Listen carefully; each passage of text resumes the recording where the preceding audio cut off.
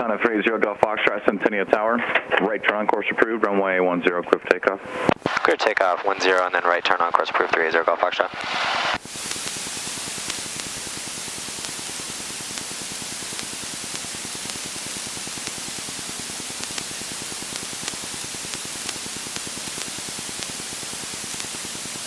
Clear my side, clear across. Thank you. You're into the sun.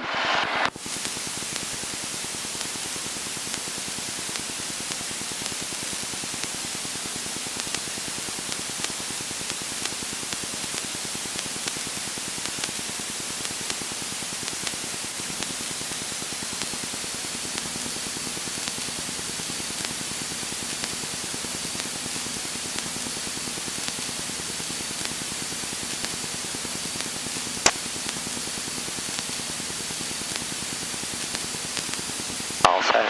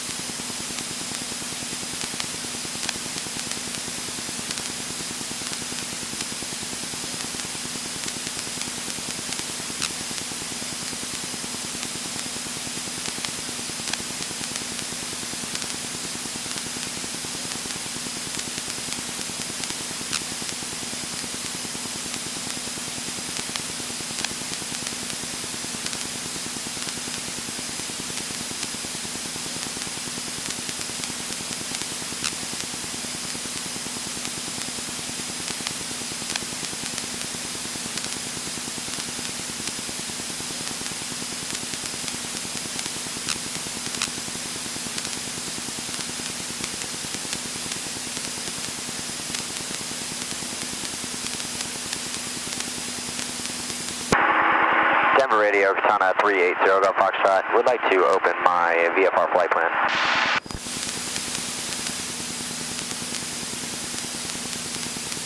Number 380 Golf Foxtrot, get your flight plan here, Centennial to Leadville, get it activated. And there are no weather advisories today. If you see anything, pass on PIREP, and for additional winter weather contact Flight Watch 12.0. Have a good flight. Thank you very much, 380 Golf Foxtrot. So is 1220 flight service station? 122.20 Is, but what about 122.0? That's a that's pilot watch. Yeah. Pilot reports. Yeah, it is indeed, but it really is not even a flight service station frequency. It's National Weather Service.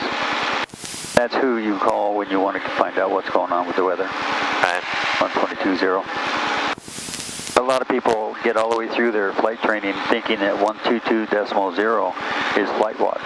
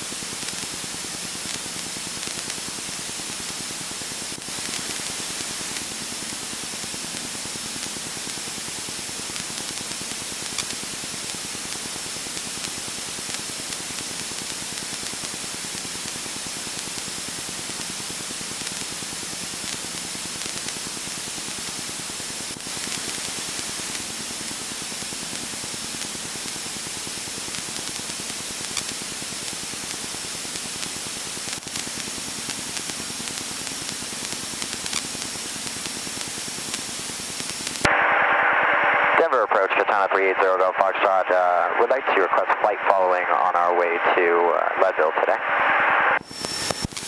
Roger, Golf Foxtrot, what's the full call sign? Katana 380 Golf Foxtrot.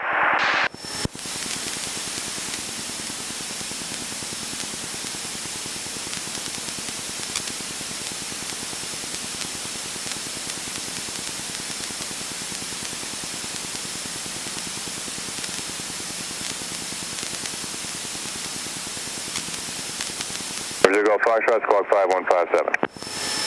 5157 380 Golf Foxtrot.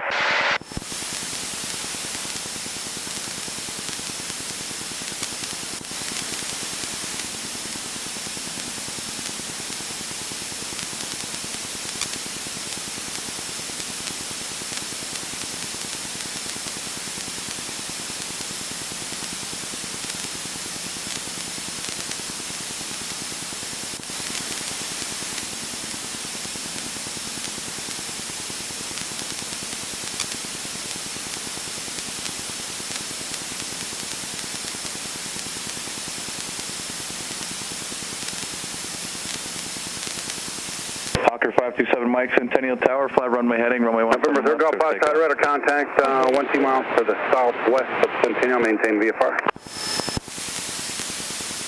We'll maintain VFR. Thank you, 380 Golf Fox.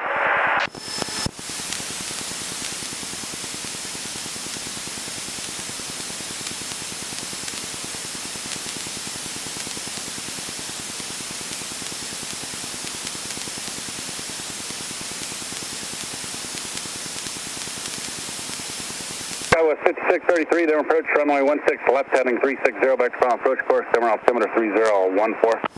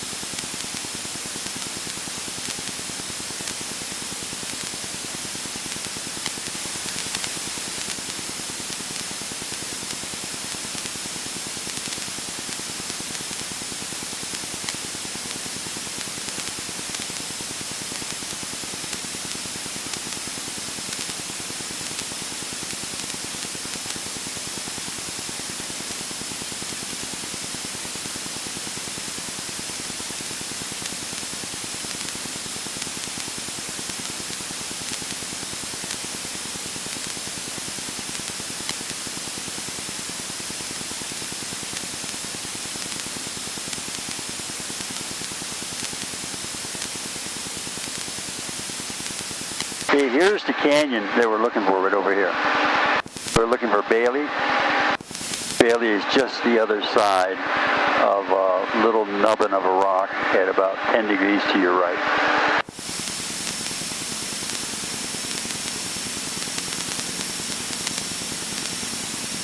Now, one of the most important things to do when you're flying in the mountains is to not use navigational aids.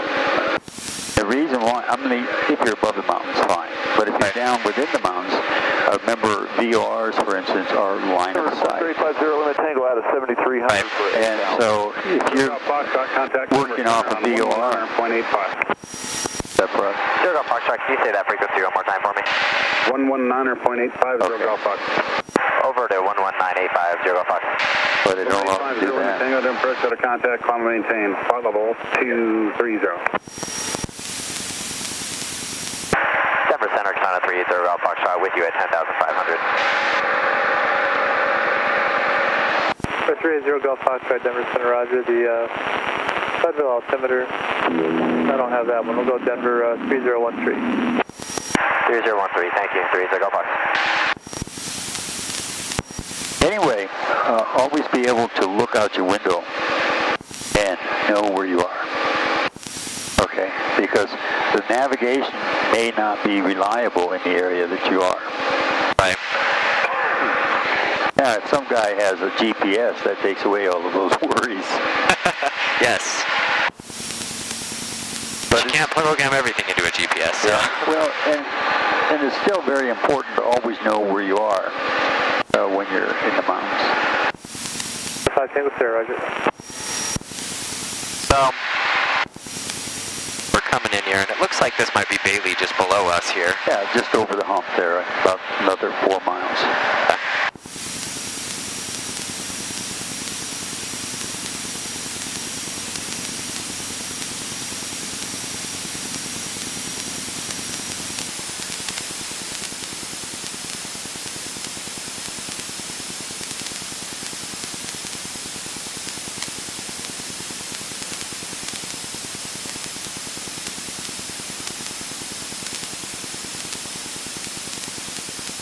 What we're going to do is fly up valley, and that's over this next hump ahead of us. And then we'll go to the right side of the valley and fly the right. Because in mountain flying, you fly to the right of the valleys, whether you're going up or in or out, okay, up or down. You always fly to the right side of the valley until you recognize that the winds are not favoring what you want to get done. Right. Then you fly according to what the winds are, telling you to do, or in favor of the winds to get the best lift and all. But if you move to the left side of the valley and you're flying, you should be on the right side. Then you have to become extremely vigilant. So at that time you turn on all your strobe lights, all your lights, and make sure that people can see you coming, because they won't. They will not see you coming.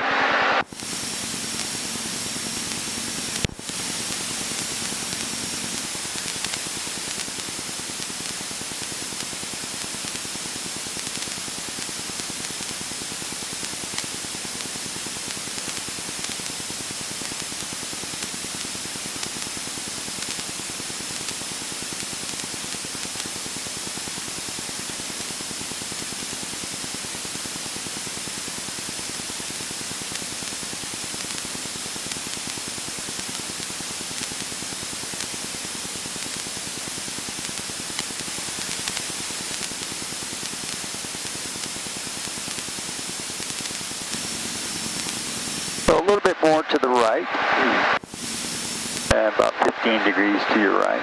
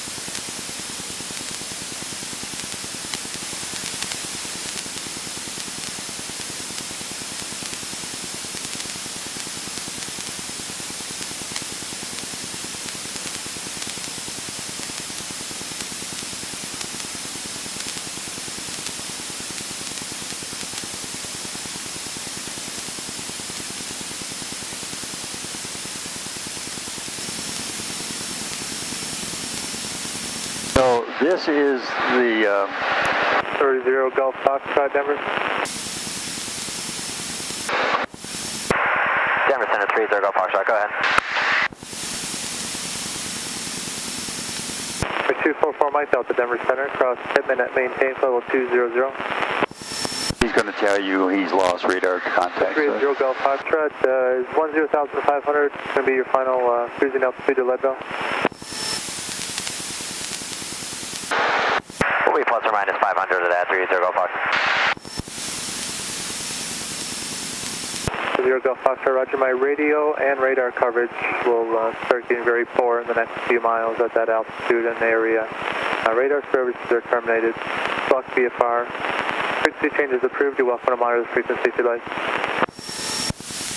Thank you, and we'll go ahead and block VFR 380 Golf Fox. So here we are in the valley, and that's Highway 285. So stay to the right side of the valley itself. And that's for turning clearance, right? Yeah. In case we run Well, into we always turn left in this case because that's your widest turn. Never turn toward rock piles.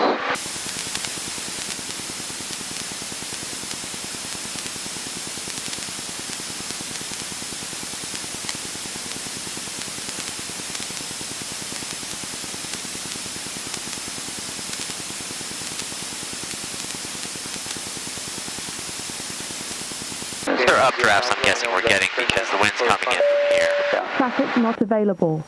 Yeah. So at this altitude, you're getting that little bit of turbulence because the winds are cascading off from the higher terrain, falling and tumbling.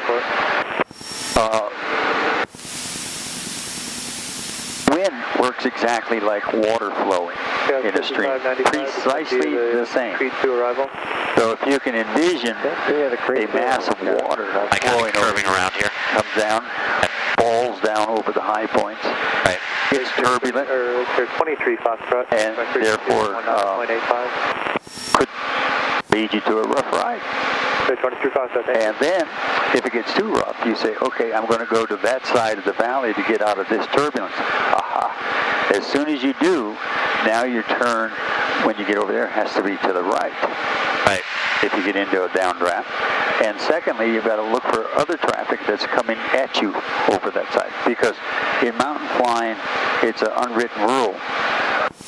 You always fly to the right of a valley. Right.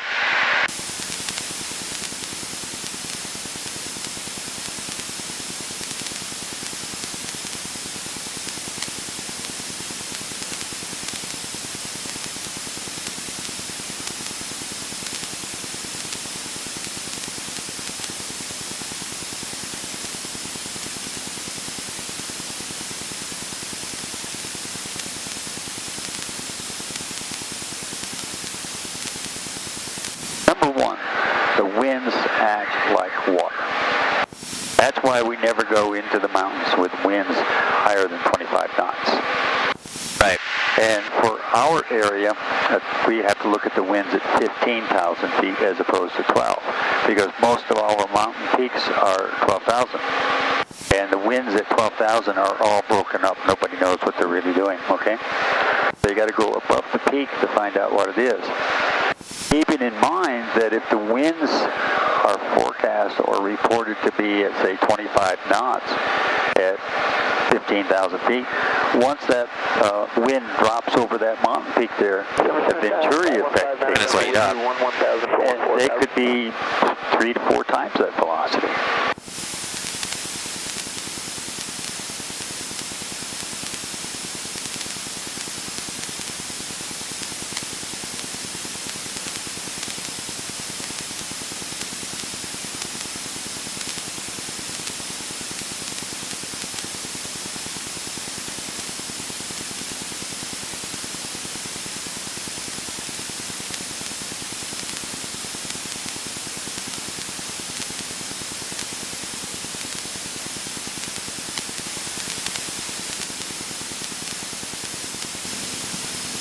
And with that in mind, what you have to always consider then is that these become, this is a chute for the wind, just like it would be a chute for the water.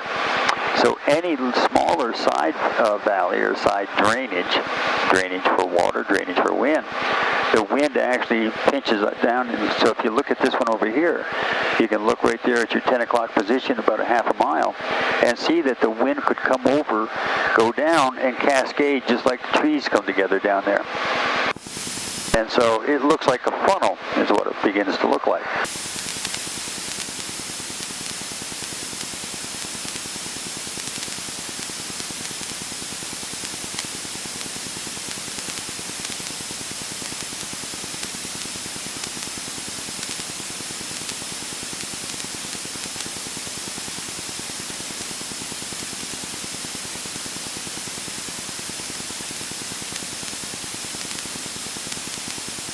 Now, Kenosha Pass is to your left.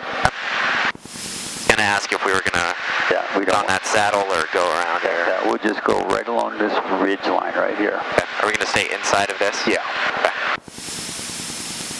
And always looking for other aircraft. Got your landing taxi light on? Nope. Yeah, turn those on, and that way an airplane hopefully might see you if he's riding over here because of a rough ride over there, okay? So it's like driving on an interstate without any real rules. That's the problem.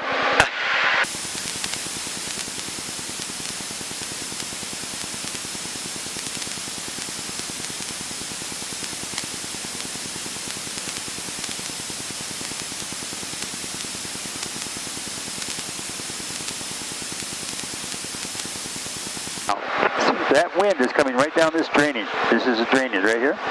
Right to our right. And so you're picking up wind cascading down there. And if you were over on that side, you'd get an updraft. So that's... Now so if this were too strong, we'd almost want to go and switch over there. We would go over there and climb, use the winds to climb. That could get rough over there if the winds were stronger. So even, you said the winds were 10 or 12 knots, you can see that if the winds are 25 or 30 knots, this could be really nasty.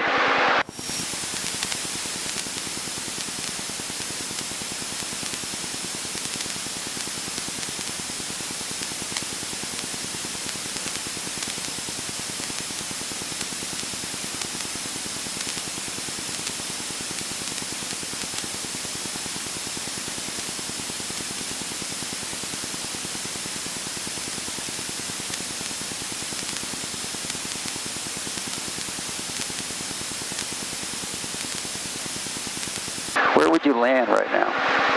Right now. Okay. I'd probably aim into this area right here. It looks like it flattens out a little more. Yeah, but don't land on the road. There's cars, guy wires. No, cars, and the cars on the straight ship. But that big brown spot over there is a good spot you can ride to. It's smooth. Well, it's nothing's smooth up here. As you say, those grass. It looks like it, but it isn't. It's very deceptive. And really, even these areas could be difficult. This spot right there where I think you said where they put in that road would be a good area to come into and land to the west. Now, it's not going to be the prettiest landing in the world, rest assured, but at least you're not going to be hitting trees. Yeah, we'll be going through Kenosha, then a little further north by Breck, the Eagle for 5-9 November.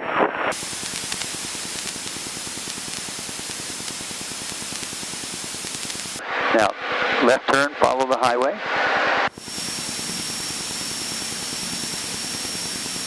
Okay, and descend down to 9,000 feet. Just power back 9,000 feet.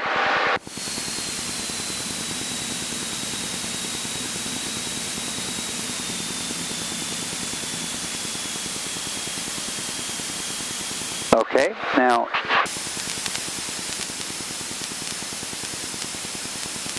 and I said 9, 10 is good enough, okay?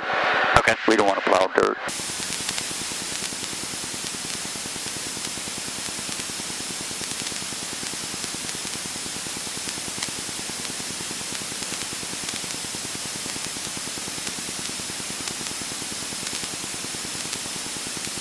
Now this, my friend, is Kenosha Pass. Stay to the right.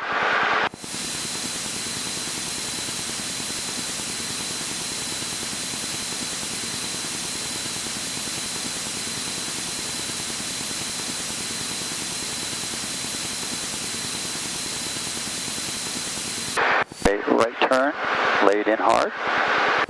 Right turn hard, bank, bank, bank, bank, bank, bank, bank, bank. Power back, and descend another 500 feet. That's Kenosha Pass right there.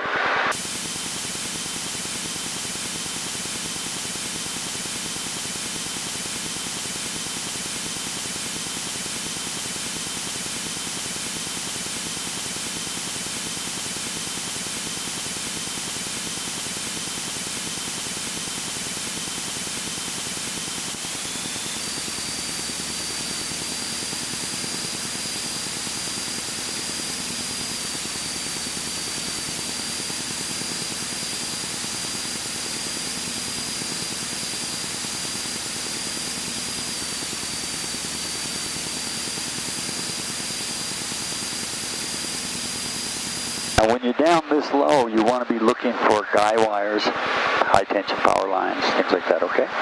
Okay. So your mental, you should be mentally established right out that windshield. Nothing over here matters, nothing over there matters. Right ahead of you, okay?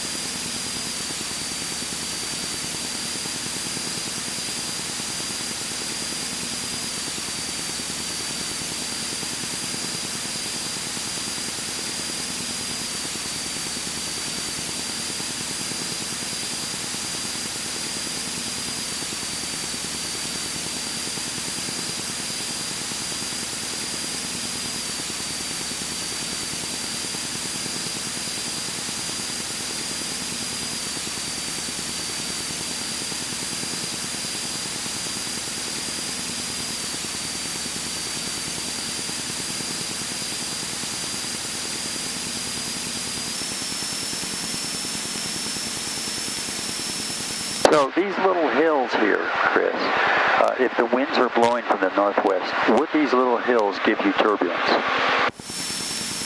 A little bit. No. Actually, it makes no difference how big the hill is. It'll give you because remember, it's still water. Right. And so what it is a little waterfall as opposed to a big waterfall, but you have all this mass or depth of wind above it. So you can get the same identical turbulence down low.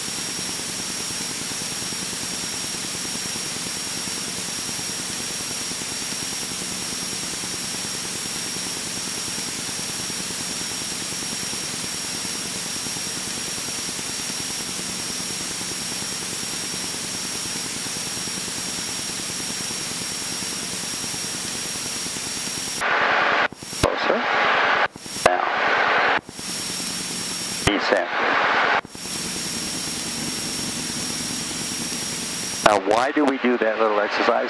To have you comfortable to being close to the ground and still flying. Not like landing.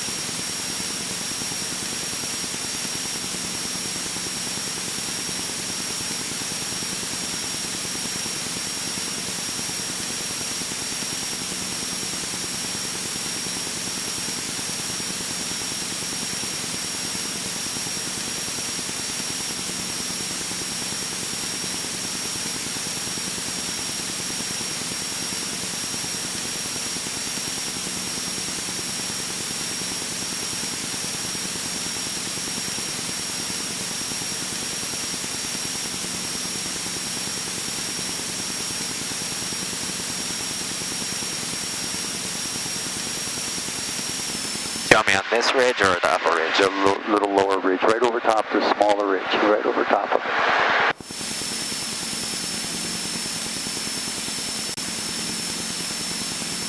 And see that little saddle? Yep. Go right through that saddle.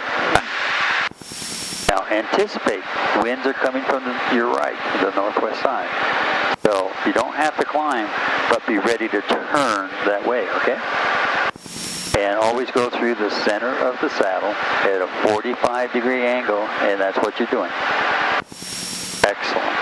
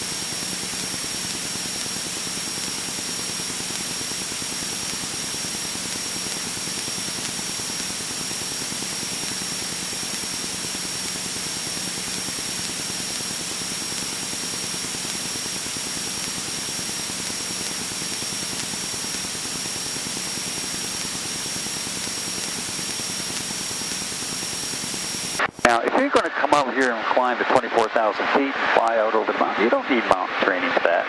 It's for when that engine quits working. That's when you have to have the mountain training. Okay, so if this thing does this, where are you going to land? And don't say the right down underneath me. Yeah. You see, and you may go ahead and maneuver back to the left. And you may have to descend and change your mind.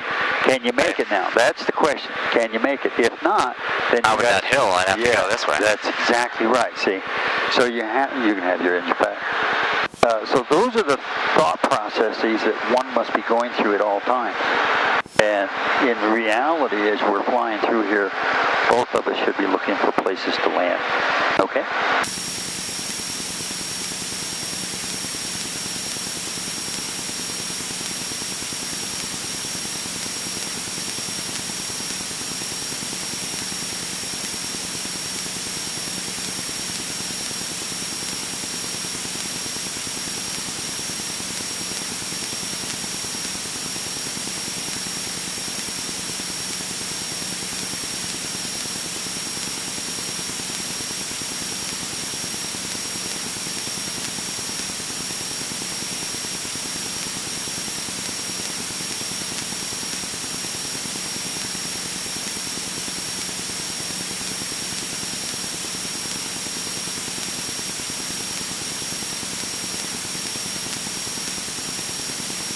Now, we're going to do another mountain maneuver. We're going to do a left-turning climb, a spiral climb. 10200 and One HN4 turn. shortcut into rifle this morning. And just do one turn. And when you get into terrain that you cannot climb safely over, you spiral climb, okay?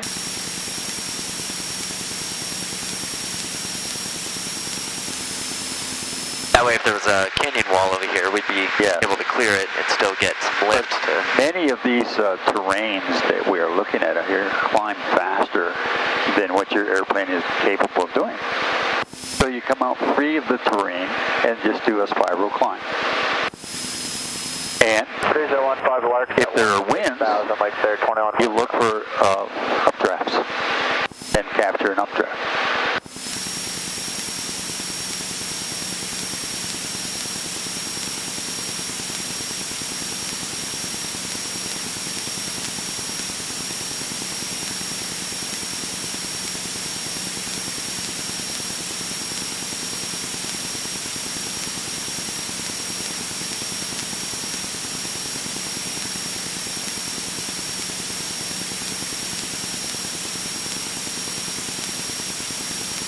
Are you feeling the winds more? Yep. Okay.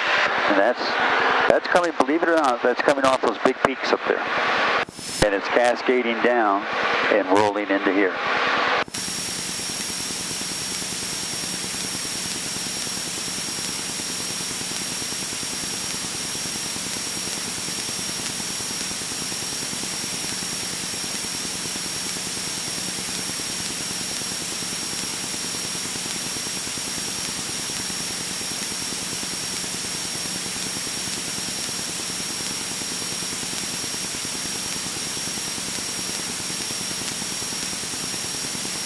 At 16 and 250 or less, break at 3861. There it is. There's that. There's that. Feel that? Now this is what you want to pay attention to, because that's coming right down this valley and it's really picked up. So you're going to turn here and get a tailwind down through here.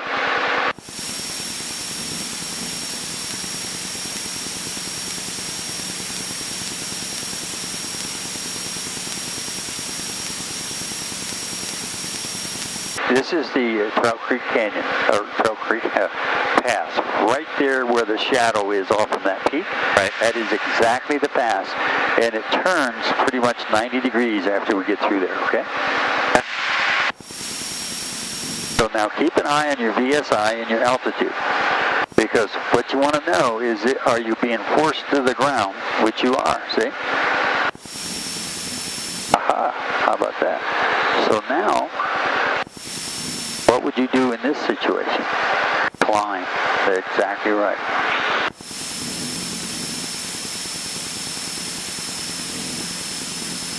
And if you were not able to climb, turn and climb, go back to where you would It's more altitude. Yeah. Always look for altitude if you can get it, but you may not be able to get it, so you have to look for terrain that's not going to interfere with your forward progress, okay?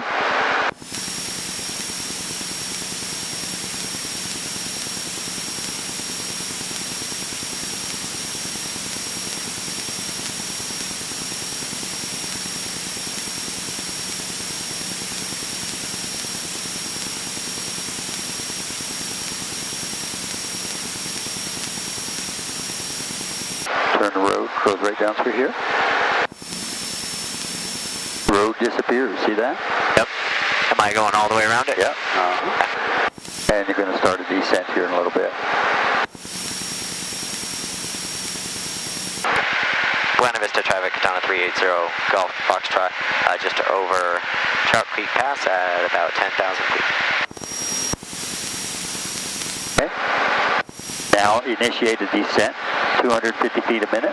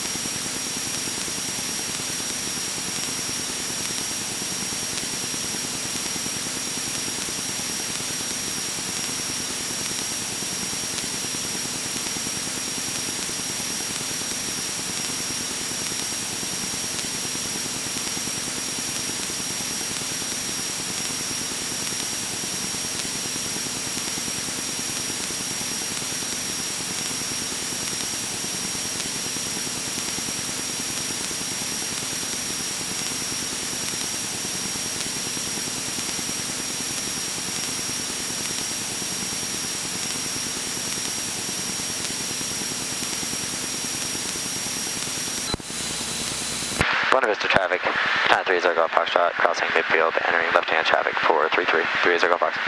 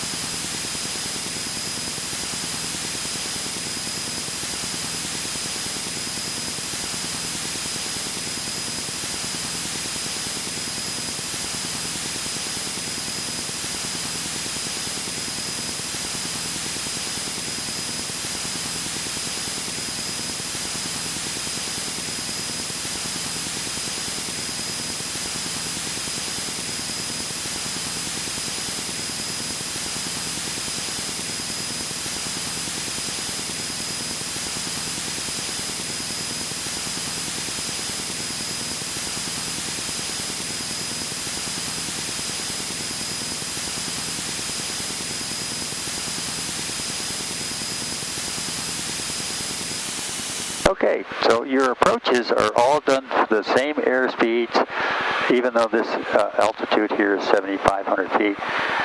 Now slip.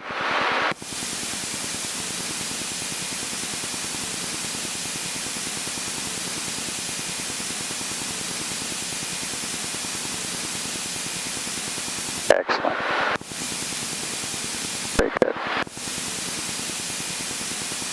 And airspeeds are the same here as they would be at sea level. So.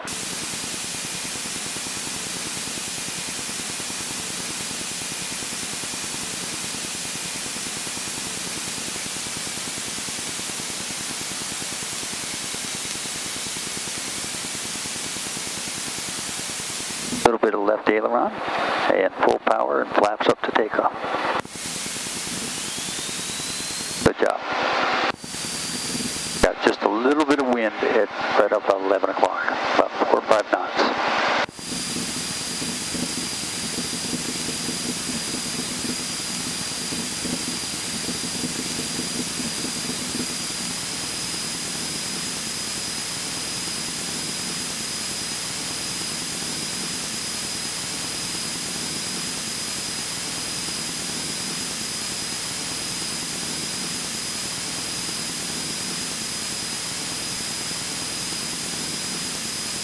And Buena Vista traffic, Katana 380 Golf Foxtrot is off runway 33 northbound, climbing through 8,000 feet for Buena Vista traffic. Jeff, have a great day.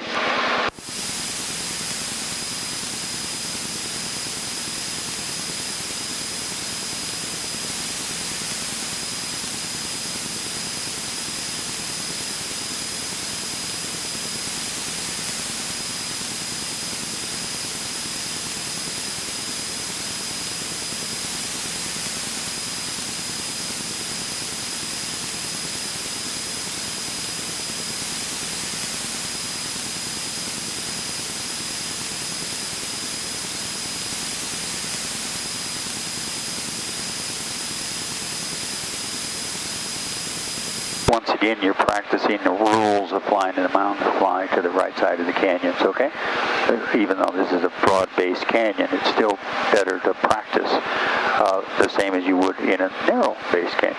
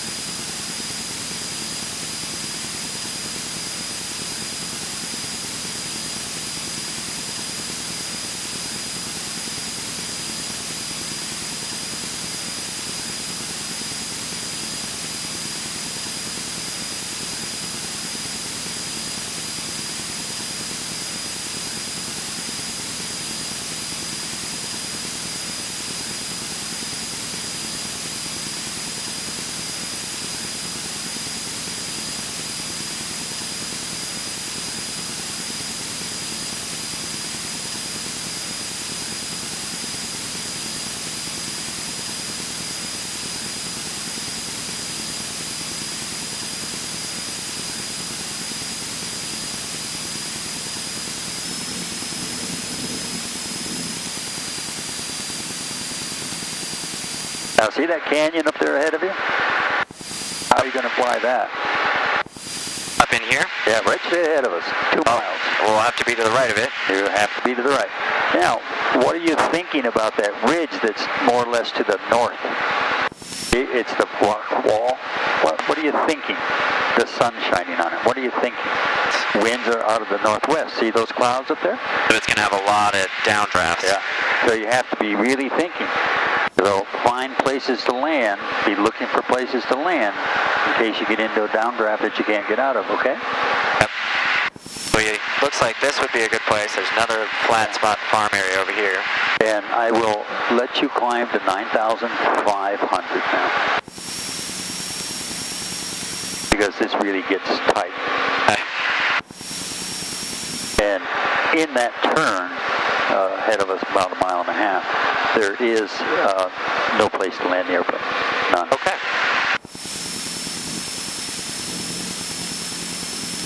We need some altitude to be able to come down on. Yeah. Well, what the 9,500 does is it puts us above that rock wall. Okay. And that way we have gliding area if we need it, okay?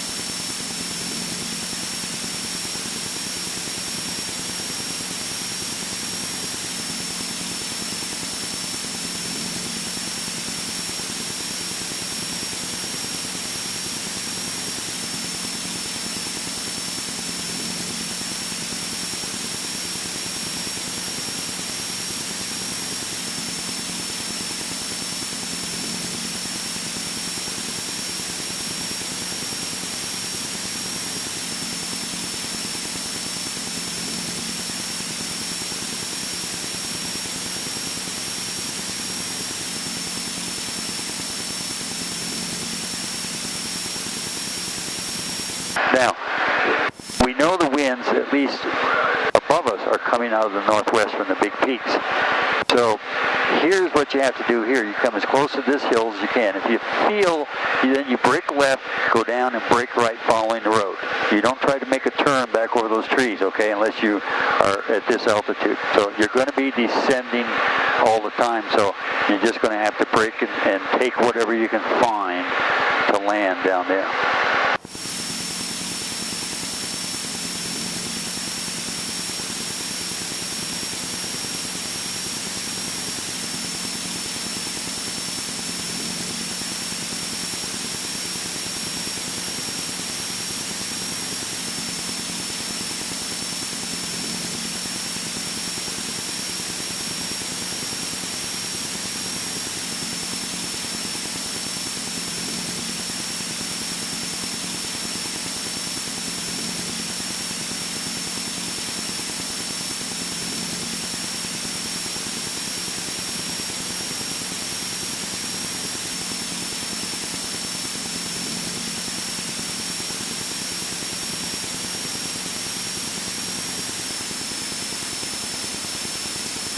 Now, is this a narrow canyon? Yes, it is. Now, you could not glide from here to that smooth area up there to the other western end. Wouldn't be able to make it. So your options now are up higher. Take a nose slope. This is the nose slope of your nose. And because it's usually got the least amount of vegetation and the hardest soil, like pavement. So you would try to maneuver yourself into one of these nose slopes. Okay. And land right on top of the nose, the ridge. So like this guy right here before the tree. Yep, just roll in. That's not a bad one. It's got some rocks in it. Knock the gear out, big deal, okay? But go right for the nose, right on the nose. And in the wintertime when you're flying around, those ridges will be clear of snow, or the least amount of snow, okay? Because they're windblown. Okay.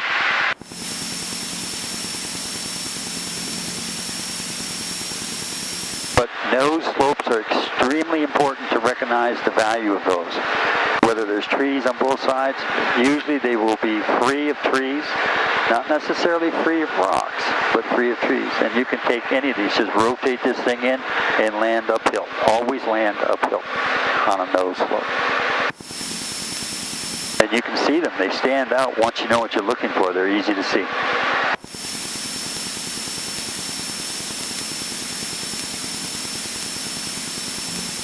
And you're decelerating as you land uphill, so they don't have to be as long as a runway would normally be.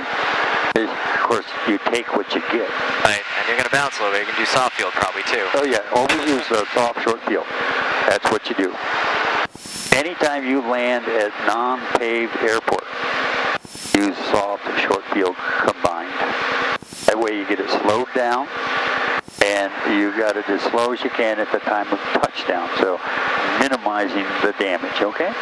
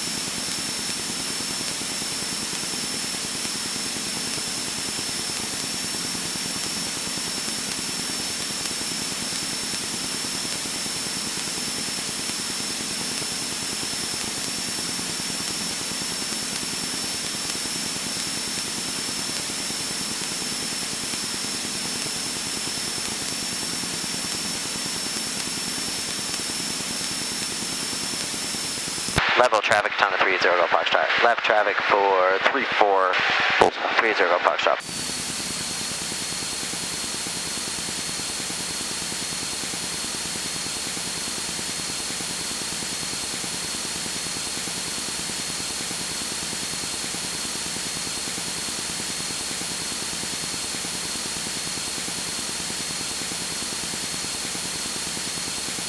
Vista, Lifeguard 2's helicopter about 8 to the north. We're going to be passing west of you, inbound to a search and rescue at Harvard, just to the west of Buena Vista.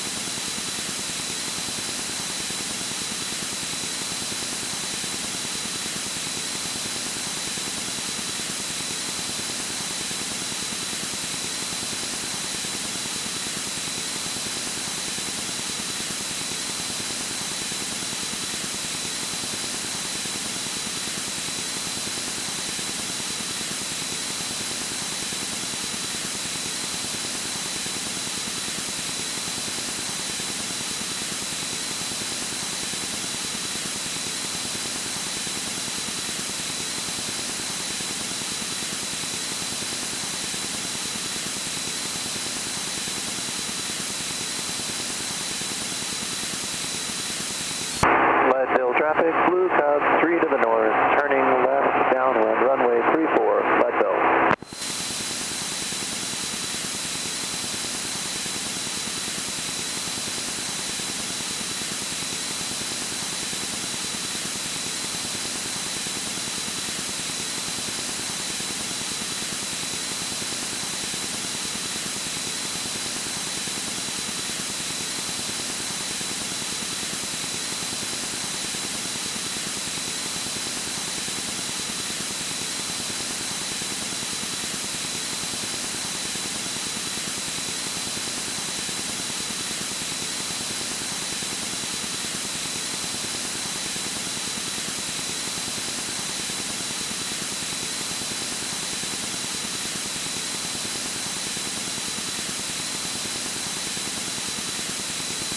Leadville traffic, Katana 380 Golf Foxtrot, 1/2 mile, runway 34 final, full stop, Leadville traffic.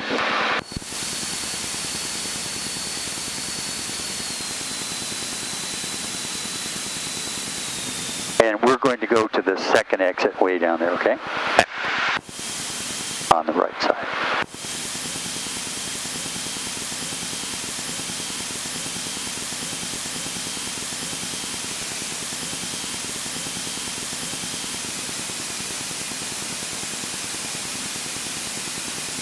And there's what 9,727 feet looks like.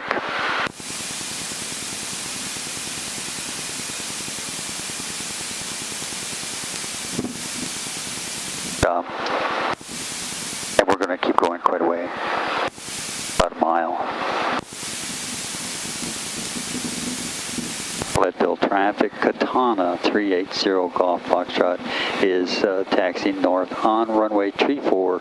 We'll be exiting at the FBO Leadville traffic. Helicopter Quebec, Lima, take on taxiway.